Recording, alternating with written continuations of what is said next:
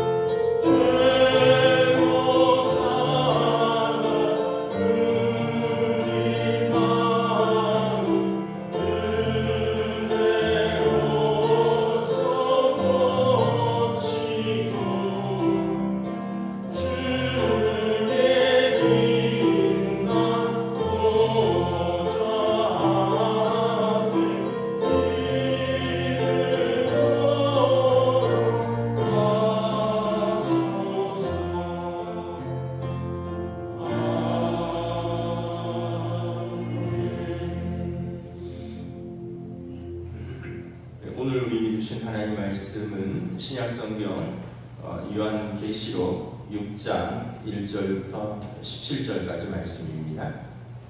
신약성경 요한계시록 6장 1절에서 17절까지 말씀입니다. 신약성경 405페이지 말씀입니다. 다 찾으신 줄 알고 저와 여러분들이 한 절씩 교도하도록 하겠습니다. 내가 보매 어린 양이 7인 중에 하나를 떼시는데 그때 내가 들으니 내 생물 중에 하나가 우레소리같이 말하되 오라 하기로 이에 내가 보니 흰 말이 있는데 그 칸 자가 활을 가졌고 멸관을 안고 나아가서 이기고 또 이기려고 하더라. 둘째 인을 떼실 때 내가 들으니 둘째 생물이 말하되 오라 하니 이에 다른 붉은 말이 나오더라. 그 칸 자가 허락을 받아 땅에서 화평을 제하여 버리며 서로 죽이게 하고 또 큰 칼을 받았더라. 셋째 인을 떼실 때 내가 들으니 셋째 생물이 말하되 오라 하기로 내가 보니 검은 말이 나오는데 그 칸 자가 손에 저울을 가졌더라. 내가 네 생물 사이로부터 나는 듯한 음성을 들으니 이르되 한 데나리온의 밀 한 대요 한 데나리온의 보리송대로다. 또 감람류와 포도주는 해치지 말라 하더라. 넷째 인을 떼실 때 내가 넷째 생물의 음성을 들으니 말하되 오라 하기로 내가 보매 청황색 말이 나오는데 그 탄자의 이름은 사망이니 음부가 그 뒤를 따르더라. 그들이 땅 4분의 1의 권세를 얻어 검과 흉년과 사망과 땅의 짐승들로서 죽이더라. 다섯째 인을 떼실 때 내가 보니 하나님의 말씀과 그들이 가진 증거로 말미암아 죽임을 당한 영혼들이 제단 아래 있어 큰 소리로 불러 이르되 거룩하고 참되신 대주제여 땅에 거하는 자들을 심판하여 우리 피를 갚아주지 아니하시기를 어느 때까지 하시려나이까 하니 각각 그들에게 흰 두루마리를 주시며 이르시되 아직 잠시 동안 쉬되 그들의 동무 종들과 형제들도 자기처럼 죽임을 당하여 그 수가 차기까지라 하라 하시더라. 내가 보니 여섯째 인을 떼실 때 큰 지진이 나며 해가 검은 털로 짠 상복같이 검어지고 달은 온통 피같이 되며 하늘의 별들이 무화과 나무가 대풍에 흔들려 설익은 열매가 떨어지는 것 같이 땅에 떨어지며 하늘은 두루마리가 말리는 것 같이 떠나가고 각 산과 섬이 제자리에서 옮겨지며 땅의 임금들과 왕족들과 장군들과 부자들과 강한 자들과 모든 종과 자유인이 굴과 산들의 바위 틈에 숨어 산들과 바위에게 말하되 우리 위에 떨어져 보좌에 앉으신 이의 얼굴에서와 그 어린 양의 진노에서 우리를 가리라. 함께 있습니다. 그들의 진노의 큰 날이 이르렀으니 그가 음이 소리로 하더라. 아멘. 할렐루야. 네, 토요 새벽 기도에 나오신 우리 성도들을 주님의 이름으로 환영하고 축복합니다. 서로 인사하겠습니다. 한 주간 평안하셨습니까? 지난주에는 대설주의보가 내려서 세상에 보통 11월에 눈은 오면 그냥 흩날리는 정도인데 뭐 한겨울 눈이 오듯이 내려서 좀 놀랐습니다. 또 눈이 무거워서 이 습기를 먹은 눈이라서 뭐 사고도 많이 나고 그랬는데 우리 성도들은 또 안전하신 것 같아서 다행입니다. 내일부터 대림절이 시작돼서 우리 오늘 우리 강단에 그 사다리 작업만 좀 하겠습니다. 천장에 그 종 붙이고 큰 리스 다는 거 그거까지만 오늘 좀 하고요. 나머지는 뭐 이제 꽃 갖다 놓고 이런 건 오후에 좀 진행을 할 것 같으니까 사다리 작업만 좀 하도록 도와주시기 바랍니다. 요한계시록은 그 사도 요한이 이제 반모섬에 유배되어서 로마 황제, 그 도미시안 황제 또 네로 황제의 핍박 때에 자신의 교구였던 초대교회의 7교회에 쓴 위로와 소망의 회람서신입니다. 목회서신인데 돌아가면서 읽으라. 그래서 요한계시록을 오늘 또 현대인들이 너무 이제 계시다라는 말이 있으니까 계시는 이제 감추인 것이 드러나다 이런 뜻이 있거든요. 보자기 같은 걸 이렇게 드러내면 이게 밝히 드러나잖아요. 그럼 뭐가 들었을까 궁금하잖아요. 그래서 요한계시록을 이단들이나 사이비에서 굉장히 깊이 연구를 하는데 이미 요한계시록은 지금까지 2000년 동안 정통교회에서 충분히 연구가 되어 왔습니다. 저도 신학교 다닐 때 한 학기를 요한계시록만 들었습니다. 한 학기를 한 3학 정도. 그래서 뭐 여기에 대해서 여러 가지 해석이 있는데 과거적 해석이 있습니다. 과거적 해석은 뭐냐면 그 당시 사도 요한의 AD 95년경 그 당시 로마의 극심한 핍박 때 초대교회 성도들에게 주님 곧 오신다, 재림하신다. 그러니 환난과 핍박을 견디고 이기라. 이기는 자는 승리한다. 이 과거적 메시지다라고 해석을 하는 해석이 있고요. 두 번째는 현재적 메시지다. 오늘 저와 여러분들 그 시대를 살아가는 사람들에게 주시는 그 교회들에게 주시는 메시지다. 그 시대 사람들도 오늘 우리도 로마 시대처럼 핍박과 환난은 아니지만 각자 자기 나름대로 믿음을 흔드는 핍박과 환난이 있는데 그럼에도 불구하고 우리가 이 믿음을 끝까지 지켜서 승리하라. 주님께서 곧 오신다. 이 현재적 메시지고요. 미래적 메시지는 이제 그 이후에 이제 계속해서 어떤 마지막 심판의 때가 나오는데 그때를 대비하라는 거예요. 주님 오실 때를 대비하라. 그래서 이걸 종합적으로 해석하는 겁니다. 과거적 메시지, 그 당시 교회들에게 주시던 메시지, 현재 우리에게 주시는 메시지, 그리고 앞으로 주님께서 오실 때 이걸 종합적으로 해석을 하는데 너무 비밀스럽게 해석할 필요는 없어요. 오늘 본문에도 보면 뭐 일곱 인을 떼고 뭐 말들이 나오고 이런데 이거는 왜 그러냐면 그 당시는 로마 시대이기 때문에 황제들의 이름, 또 어떤 제국의 이름을 직접적으로 언급을 할 수 없었습니다.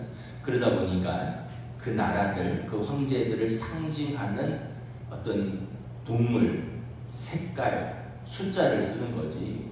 이걸 뭐 너무 해서 제가 그 서점 가느라고 광화문 한번 나갔다가 참 서울역이나 광화문 나가면 요즘 목사도 부끄러워요.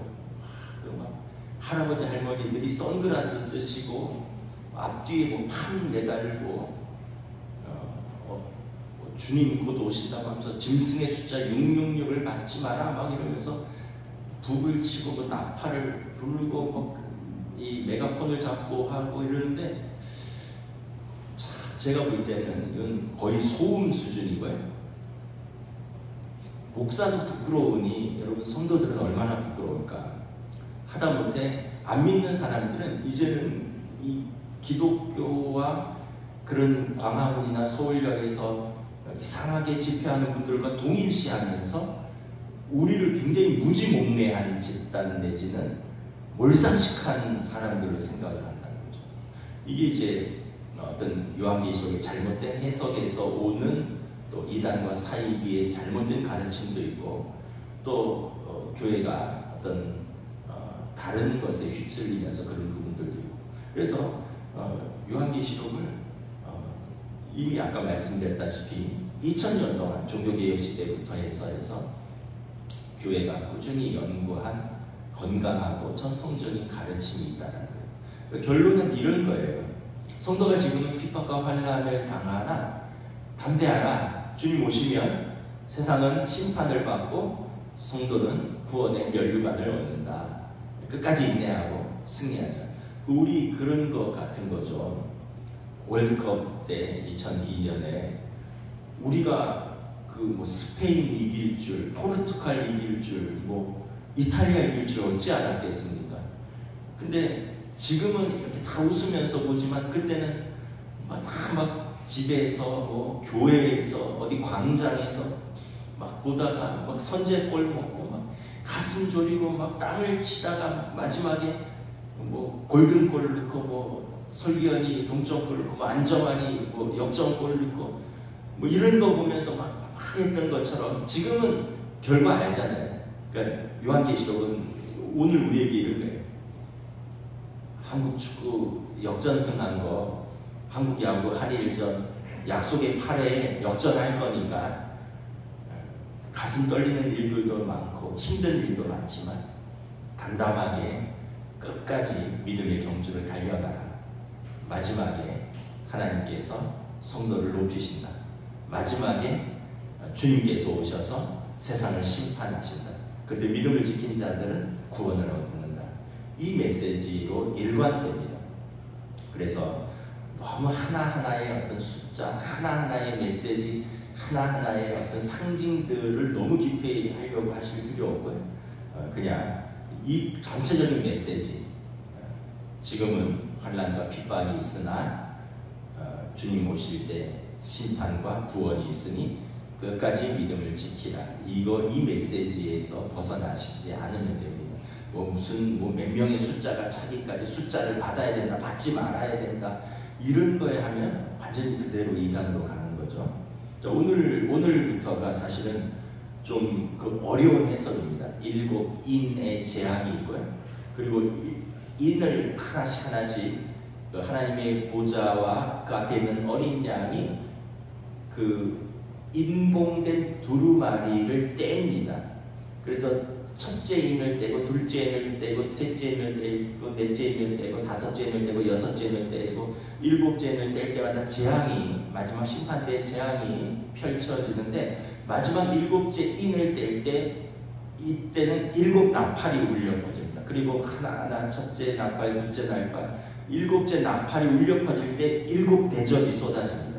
그러니까 이게 괄호 구조라고 그러고 복합 구조라고 그러는데, 7이라는 완전수 안에 6가지의 재앙이 있고 7번째가 시작될 때 또 다른 7가지가 시작이 되고 그 6가지가 진행되고 마지막 7번째 또 다른 7, 그래서 7인, 7 나팔, 7 대접이 쭉 연결되는데, 점진적으로 시간이 지날수록 종말에 가까울수록 점진적으로, 그리고 질적으로 강도나 심판의 농도는 더욱더 강화되는 그런 구조로 되어 있다. 그래서 지금은 이제 오늘 요한계시록 6장은 7인의 재앙인데, 보좌에 앉으신 분과 하나님이죠. 그 앞에 있는 어린 양이 7인을 하나씩 뗄 때 그 앞에 보좌에 앉으신 분을 이제 호위하는 천사들, 4 짐승이라고 했잖아요. 6 날개를 가졌고 2 날개는 자기 얼굴을 가리고 2 날개는 자기 발을 가리고 2 날개는 날면서 거룩하다 만군의 하나님을 찬양하는 4 짐승이 인을 하나씩 뗄 때마다 재앙을 선포하는 겁니다. 자, 그런 개념에서 먼저 첫 번째 인을 떼는데 우리 1, 2절 한번 읽겠습니다. 시작. 내가 보매 어린 양이 7인 중에 하나를 떼시는데, 그때 내가 들으니 내 생물 중에 하나가 우레소리같이 말하되 오라 하기로, 이에 내가 보니 흰 말이 있는데 그 탄 자가 활을 가졌고 멸관을 갖고 나아가서 이기고 또 이기려고 하더라. 첫 번째 인을 떼니까 내 생물 중에 하나가 우레소리같이 말합니다. 흰 말이 있는데 말탄 자가 활을 가졌고 멸관을 맞고 나아가서 이기고 또 이기려고 하더라. 이것은 과거적 해석으로 로마 군대와 싸우던 그 당시 파르디아 군대와의 전쟁을 말합니다.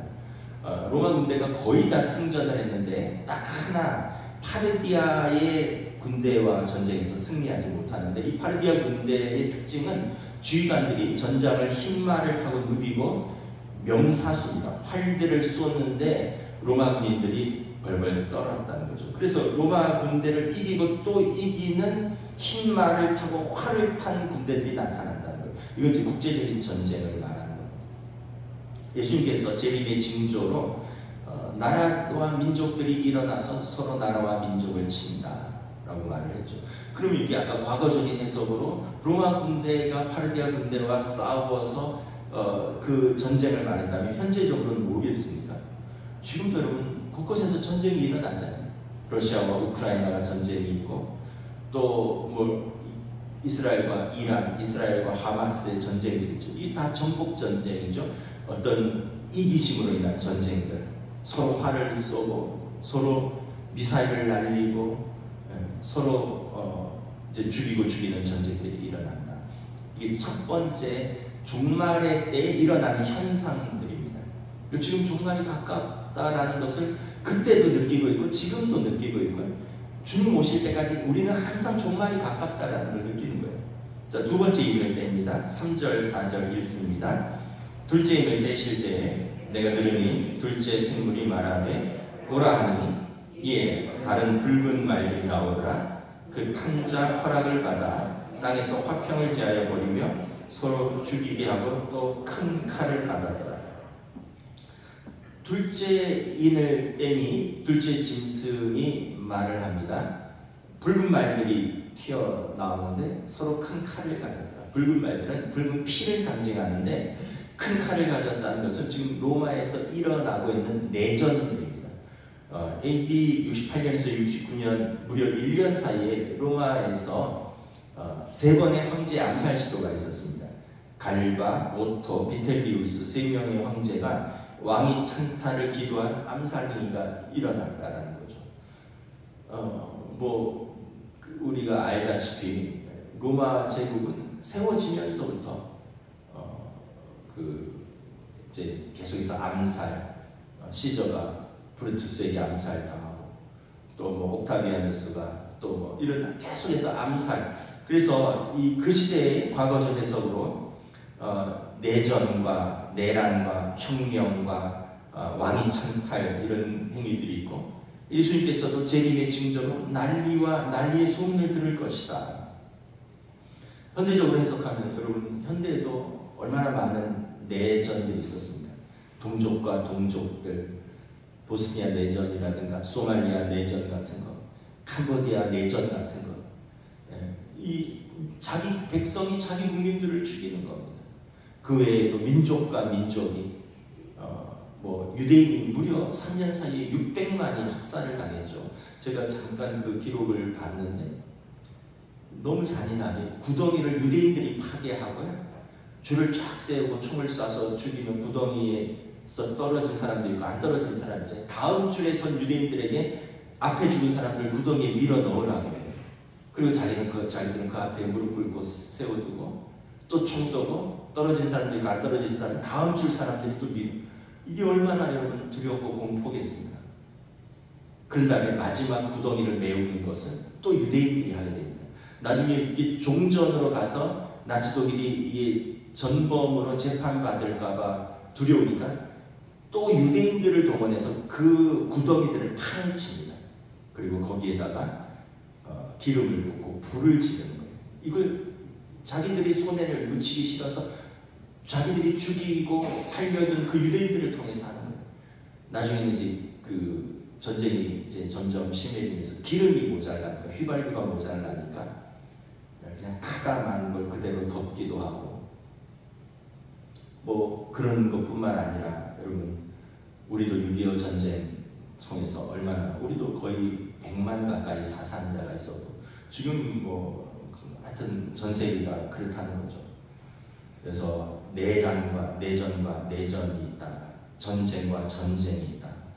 그래서 우리가 특별히 한반도에서 전쟁이 일어나지 않기를 위해서 좀 러시아랑 북한이 가깝잖아요. 그러면은 사실은 제가 그런 어떤 안보 강연을 들었는데 우리나라가 세계 6위의 군사 강대국인데 1위부터 4위까지가 다 우리나라 옆에 있다는 거예요. 러시아, 중국, 일본, 거기가 1, 2, 3위가 다 우리 앞에 있고 미국은 또 1위잖아요. 1, 2, 3, 4위가 우리 앞에 있다 보니까 우리가 6위인데도 이 1, 2, 3, 4위에 둘러싸여서 너무 힘든 상황이라는 거죠. 근데 또 대만이라는 변수도 있고 중국이라는 변수도 있고 지금 러시아랑 북한이랑 친하면서 중국이랑 조금 멀어졌는데 중국이 이 트럼프 정책에 따라서 대만을 도발할 수도 있고, 그러면 북한이 또 우리를 도발할 수도 있고, 그러면 우리가 우크라이나에다 살상무기를 제공하면 러시아에게 또 핑계거리가 될 수 있고, 굉장히 지금은 자국 이익을 위해서 냉정하게 판단해야 되고 지도자들의 지혜가 필요하다, 뭐 이런 전 외무부 장관의 안보 강연을 제가 들었습니다. 지금도 여러분 우리는 국제정세 속에서 전쟁과 전쟁, 내전과 내전의 상황 속에 있다. 지금도 말씀인 거죠. 요한계시록에 따르면 셋째 인을 뗍니다. 5절 6절 함께 읽습니다. 셋째 인을 떼실 때 내가 들으니 셋째 생물이 말하되 오라 하기로 내가 보니 검은 말이 나오는데 그 탕자가 손에 저울을 가졌더라. 내가 내 생물 사이로부터 나는 듯한 음성을 들으니 한 데나리온의 밀 한 대여 한 데나리온의 보리속대로다. 또 감람류와 포도주는 해치지 말라. 셋째를 떼는데 셋째 짐승이 말을 하죠. 검은 말이 일어난다는 거죠. 그리고 그가 저울을 가졌다는 거예요. 검은 말은 흉작을 상징하는 거고요. 저울은 기근 때에 아주 엄격하게 곡식을 재는 것입니다. 여러분 전쟁과 전쟁이 있고 내전과 내전이 있다 보니까 지금 어떻게 돼요? 식량 대란이 일어나고 또 기근, 물가 폭등으로 슬픔과 탄식과 고통의 눈물을 흘리게 된다는 거죠. 감람류와 포도주는 해치지 말라. 그나마 이 농작물 기름을 지키라라는 거예요. 제가 몇 년 전에 봤던 것 같은데 팜유를 식용유를 말레이시아랑 뭐 태국 이런 데서 이제 이거를 무기로 삼아서 자기 자국에서 먼저 소비하고 남는 거를 수출을 하고 수출을 먼저 하지 말아라, 뭐 이런 그런 정책을 발표한 걸 들었습니다. 뭐 지금 전쟁이 나면 식량이 폭등하죠. 러시아 우크라이나 때문에 밀값 폭등하고 있고 설탕값 폭등하고 있고 식용유 폭등하고 있죠. 당연히 이 검은 말의 재앙, 이 어떤 경제적인 위기가 찾아온다는 거죠. 자, 넷째 인을 뗍니다. 7절입니다. 시작. 넷째 인을 떼실 때 내가 넷째 생물을 음성을 들으니 말하되 오라 하기로 내가 봄에 청황색 말이 나오는데 그 탄자의 이름은 사마함이나 음부가 그 뒤를 따르더라. 그들이 땅 4분의 1의 권세를 얻어 검과 흉년과 사망과 땅의 짐승들로서 죽이더라. 청황색 말이 나오는데 네 번째 인을 떼니까 청황색은 창백한 색깔입니다. 두려움과 공포를 의미하며 질병과 사망을 의미하는 것입니다. 여기 보면 이 청황색 말이 나오니 그 뒤를 사망과 음부가 따르는데 땅의 4분의 1의 권세를 얻는다는 거예요. 그래서 검과 흉년과 사망과 땅의 짐승들로서 죽이더라. 제가 이걸 보면서 코로나19가 전 세계의 4분의 1, 뭐 전 세계를 휩쓸었는데 뭐 거의 다 걸렸다고 하고 1차, 2차 전쟁 때보다 더 많이 죽었다고도 하고 뭐 그 이전에도 계속 질병들이 나오잖아요. 광우병, 뭐 잠잠해지면 조류독감, 뭐 잠잠해지면 뭐 또 코로나. 그래서 재림의 징조에 처처에 온역이 있다, 예수님이 말씀을 하셨고, 그러나 여기 8절에 보면 이 땅 4분의 1 일정한 권세밖에 없다. 이걸로 다 죽지는 않는다. 일정한 권세를 얻어서 죄와 사망의 권세로 휩쓸 것이다 라는 겁니다. 그러면 여러분 우리가 코로나 이후에도 또 다른 팬데믹이 올 수도 있다는 거죠. 정말 태어나서 이런 일이 있을 줄은 상상도 못했거든요. 3년을 마스크를 쓰고 3년을 사람들을 못 만나고 그런 일이 있었을까? 아마 앞으로도 이런 일이 있을까? 또 학자들은 있을 수 있다라고도 말을 하고 또 어떤 강의를 들으니까 인류가 칫솔하고 페니실린이 발명되면서 평균 수명이 확 늘어났대요. 칫솔이 발견되기 전까지는 이가 다 상해서 이가 빠져서 영양 공급이 안 돼서 다 60세 이전의 과거에 돌아가시고 그랬는데 칫솔이 발명되고 치약이 발명되고 이러면서 건강하게 하면서 평균 수명이 늘어나고 페니실린 항생제가 나오면서 이제 염증들을 잡고 또 수명이 늘어난다. 근데 이제 또 어떤 질병이 나올지 알 수 없는 거죠.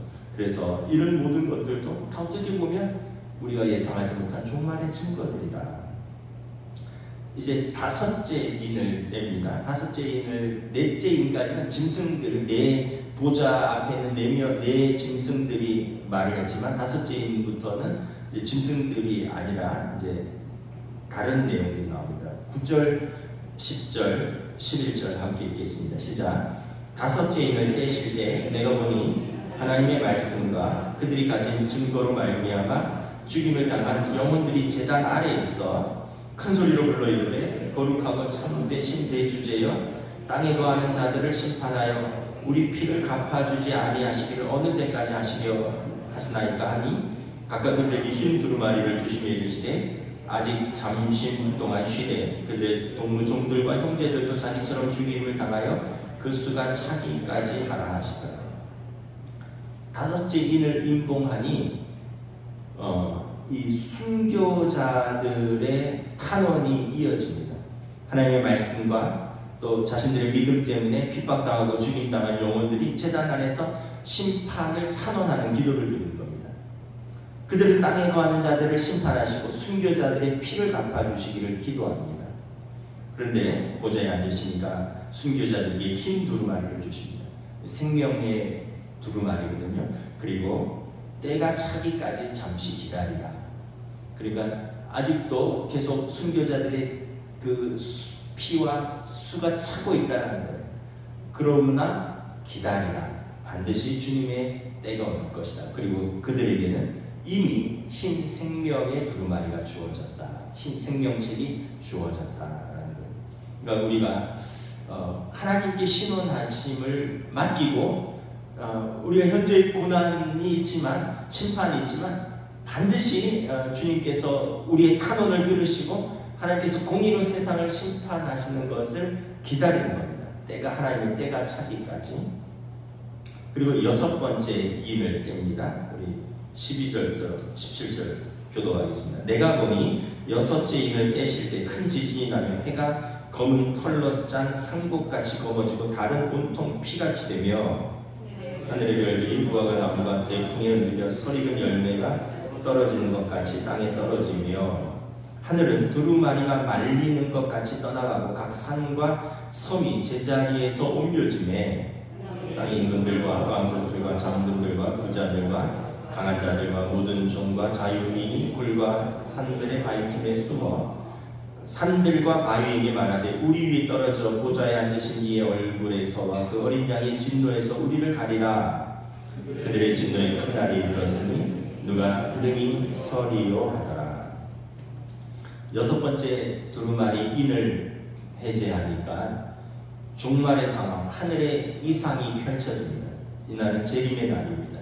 그날은 하나님과 어린 양의 진노의 날이 될 것이고 최종적으로 구원의 문이 닫히고 더 이상 회개할 기회는 없을 것입니다. 마치 12절에 보면 하늘의 이상이 있고 하늘의 징조들이 나타나고 또 해와 달과 별들이 흔들리고 또 산과 섬들이 움직이며 또 이 땅의 임금들과 왕족들과 장군들과 부자들과 강한 자들과 힘 있는 자들이 바위 틈에 숨어서 우리의 얼굴에 어린 양의 진노를 우리의 얼굴에서 가리라 라고 요청을 하지만 이 진노의 큰 날이 이르렀으니 누가 능히 가리고 누가 능히 설 수 있겠느냐. 하나님과 어린 양을 경배하지 않는 자들은 숨을 곳을 찾지만 하나님의 눈을 피할 곳은 없고 세상의 마지막 그날은 하나님의 공의가 선포되고 세상은 심판의 날이 성도에 이르는 최후 승리의 날이 될 것이다 라는 것입니다. 그리고 이제 7장에 일곱째 인을 때릴 때 일곱 나팔이 울려 퍼지면서 다시 일곱 나팔이 하나씩 해석이 되는 겁니다. 그 요한계시록이 진짜 이게 교회에서 제대로 가르치지 않는 너무 어려워요. 여러분 요한계시록 6장을 이거를 여러분들이 자의적으로 해석하시면 진짜 산으로도 가고 바다로도 가요. 그런데 교회에 2000년 동안 무수한 신학자들과 위대한 철학자들과 신학자들과 목회자들이 연구한 공통의 결과가 있다는 거예요. 그래서 이것 때문에 너무 두려워할 것도 없고, 이것 때문에 너무 마음이 어려울 것도 없고, 이것 때문에 우리가 다 버리고 산으로 기도원으로 갈 것도 없고요. 예수님이 말씀하셨잖아요. 맷돌 갈다가 한 사람은 불림을 받을 것이고 밭을 갈다가 한 사람은 남겨질 것이다. 그냥 우리는 우리의 각자의 자리에서, 가정에서, 직장에서, 학교 다닐 사람 학교 다니고요, 출근할 사람 출근하고요, 그리고 밥하는 사람 밥하고요, 그리고 예배드린 사람이 예배드리는 거예요. 그리고 그날 믿음을 지킨 자들은 부름을 받는 거예요. 염려하고 두려워하지 말라. 주님께서 곧 오신다. 그래서 요한계시록의 주제는 마라나타입니다. 주님 곧 오신다. 믿음을 지키고 승리하라. 그래서 별건 없다는 게 아니라 너무 중요한데 너무 여기에 깊이 빠지면 산으로 간다, 이단으로 가신다. 그래서 새벽기도 잘 들으시면 여러분 제가 배운 대로 이렇게 하나하나 이렇게 설명을 하도록 하겠습니다. 지금도 종말의 때, 과거에도 종말의 때였고요, 지금도 종말의 때. 왜냐하면 주님에게는 하루가 천년 같고 천년이 하루 같다 그랬거든요. 우리에게는 재림이 지연돼서 종말이 없는 것처럼 느껴지지만 하나님에게 시간은 무한히 짧을 수도 있는 거예요. 하루살이에게 하루는 일생이지만 우리에게는 하루니까, 주님에게는 하루가 천년 같고 천년이 하루 같고, 오늘 말씀처럼 그 수가 차기까지, 주님의 때까지 우리는 우리의 믿음을 지키고 우리의 사명을 감당하면서 사랑하고 살면 되는 것입니다. 오늘 저와 여러분들에게 또 우리 한국교회에 이런 건강한 믿음과 은혜가 있기를 주님의 이름으로 축복합니다. 기도하겠습니다. 하나님의 은혜를 감사합니다. 요한계시록을 통하여 또 초대교회 소아시아에 핍박받는 7교회에 주시는 메시지, 그리고 그 당시 로마 황제 숭배와 우상 숭배라는 세상 속에서 환난당하고 핍박당하는 성도들에게 주시는 메시지, 주님 오시니 그때는 성도들에게 승리의 구원의 날이요, 세상은 심판의 날이니 주님 오시기까지 끝까지 믿음을 갖고 기다리라, 승리할 것이다. 이 말씀을 오늘 우리도 붙들고 우리의 삶에서 우리는 때로는 두려운 일도 있고 때로는 불의한 일들도 많이 보지만 항상 하나님의 공의와 사랑이 승리한다는 것을 믿고 우리는 우리의 삶의 자리에서 믿음을 지키고 우리의 삶의 자리에서 사랑하며 우리의 삶의 자리에서 충성스럽게 소명을 감당할 수 있도록, 주님 오시는 그날까지 이 사명을 끝까지 감당할 수 있도록 성령님 격려하여 주시옵소서. 감사를 드리오며 우리 주 예수 그리스도 이름으로 기도드리옵나이다. 아멘. 하늘에 계신 우리 아버지, 아버지의 이름을 거룩하게 하시며 아버지의 나라가 오게 하시며 아버지의 뜻이 하늘에서와 같이 땅에서도 이루어지게 하소서. 오늘 우리에게 일용할 양식을 주시고 우리가 우리에게 잘못한 사람을 용서하여 준 것 같이 우리 죄를 용서하여 주시고 우리를 시험에 빠지지 않게 하시고 악에서 구하소서. 나라와 권능과 영광이 영원히 아버지의 것입니다. 아멘.